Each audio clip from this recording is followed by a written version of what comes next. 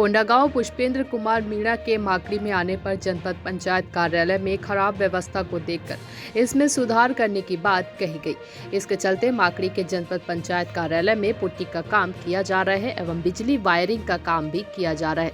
सफाई के दौरान कार्यालय का साप्ताहिक मीटिंग पेड़ के नीचे 2 बजे लिया गया। पंचायत सचिवों का इसमें कार्य कितना हुआ है और कितना का अधूरा है, इस प्रकार की जानकारी मीटिंग में ली गई तथा किसका पेंशन बना हुआ है, किसको पेंशन मिल रहा है या नहीं मिल रहा है, कितने लोगों का पेंशन नहीं बना हुआ है, यह सारी जानकारी जनपद पंचायत सीईओ की तरफ से ली गई और यह भी कहा गया कि यदि कार्य नहीं हो पाता तो उस पर कार्यवाही भी की जा सकती है। माकड़ी से रोशन सेन की रिपोर्ट।